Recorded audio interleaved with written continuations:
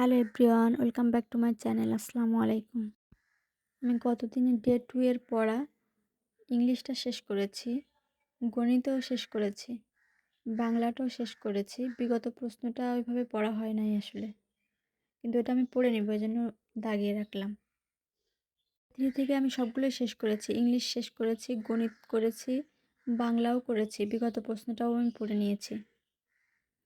এবার আমি আজকে একসাথে ডে 4, ডে 5 এবং ডে 6 এর পড়া একসাথে নিয়ে নিয়েছি।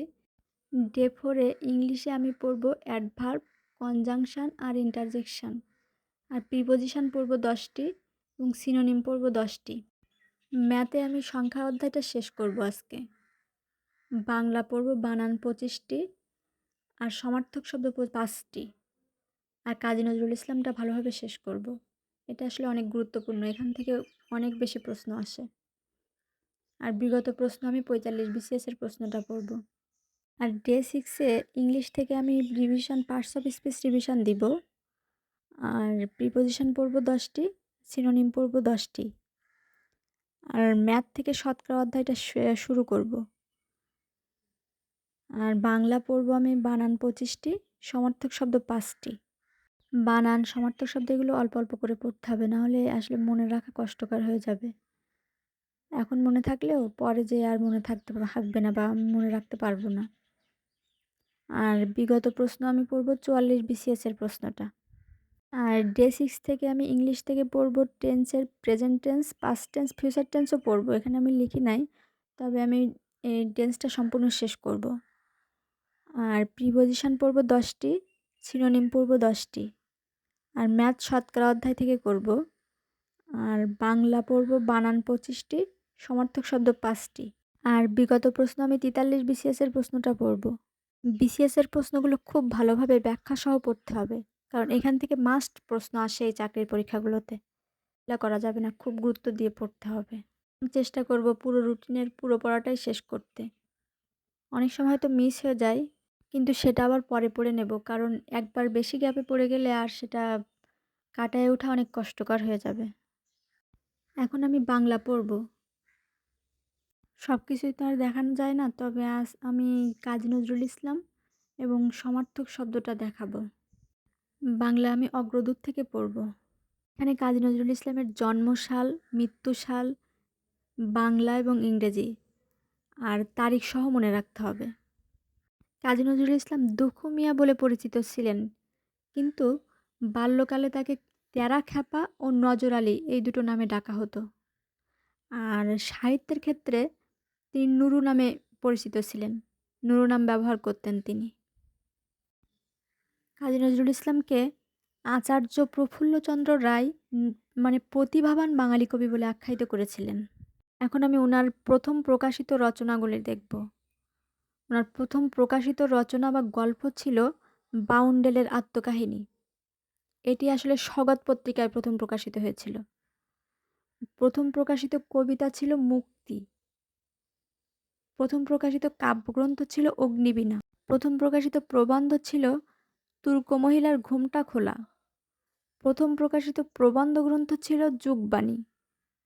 আর প্রথম প্রকাশিত নাটক ছিল ঝিলিমিলি। ওনার প্রথম প্রকাশিত গ্রন্থ বা গল্প গ্রন্থ ছিল ব্যথার দান। আর প্রথম প্রকাশিত উপন্যাস ছিল বাঁধনহারা। কাজী নজরুল ইসলামের কয়েকটি গ্রন্থ নিষিদ্ধ হয়, 5টি গ্রন্থ নিষিদ্ধ হয়। সেগুলো হচ্ছে ভাঙার গান, বিষের বাঁশি, প্রলয় শিখা, চন্দ্রবিন্দু আর যুগবাণী। এগুলো আমি এভাবে মনে রাখি যে ভাবির রূপের প্রাচুর্য, ভাতে ভাঙার গান, বিতে বিষের বাঁশি, আর প্রাতে প্রলয় শিখা, চতে হচ্ছে চন্দ্রবিন্দু, আর অন্তস্থ অতে যুগবাণী। থাকলে আসলে অনেক দিন পর্যন্ত মনে রাখা যায় বা মনে রাখা সহজ হয়। আবার একই রকমের কয়েকটি গ্রন্থ আছে যেগুলো আসলে ঘুলায় যায়, যেমন সঞ্চয়িতা, এটি হচ্ছে রবীন্দ্রনাথ ঠাকুরের লেখা।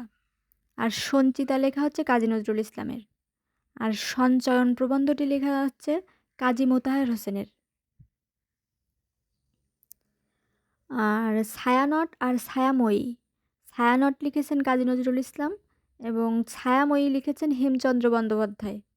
এখন আসি কাজী নজরুল ইসলামের 3টি উপন্যাস। ওনার 3টি উপন্যাস হচ্ছে বাঁধনহারা, মৃত্যুক্ষুধা আর কুহেলিকা। এটা আমি এভাবে মনে রাখি যে বামৃকু, বাতে বাঁধনহারা, মৃতে মৃত্যুক্ষুধা আর কুতে কুহেলিকা। আর গল্পগ্রন্থ আছে 3টা, ব্যথার দান, রিক্তের বেদন আর শিউলিমালা। এগুলো আমি এভাবে মনে রাখি যে ব্যথার রিক্তে শিউলিমালা।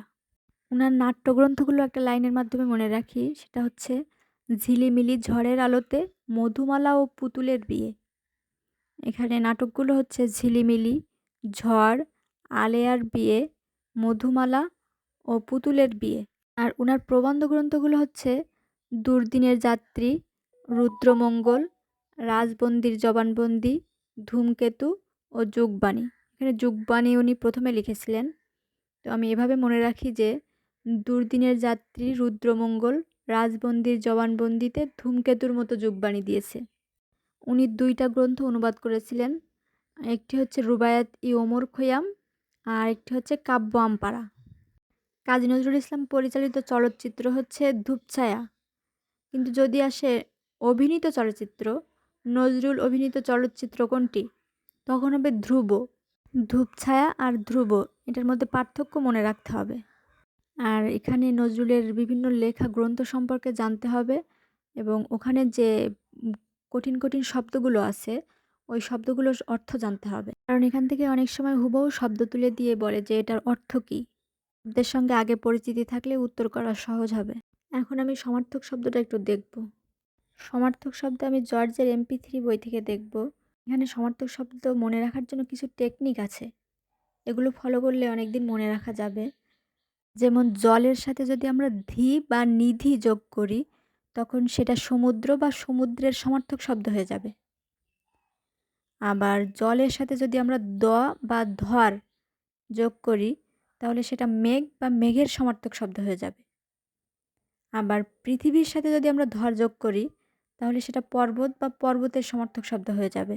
তবে এই যে সবার পড়তে হবে আসলে এমনটা না, যার যেভাবে মনে থাকে আসলে সেভাবেই পড়তে হবে নিজের মতো করে।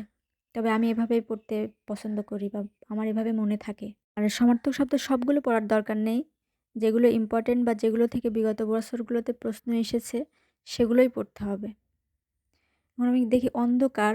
অন্ধকারের কয়েকটি সমার্থক শব্দ আছে, অমানিসা, অমা, আধার, তমসা, তম বিসর্গ, তিমির, তমিশ্র, নভাগ, নিরালোক, শর্বরী।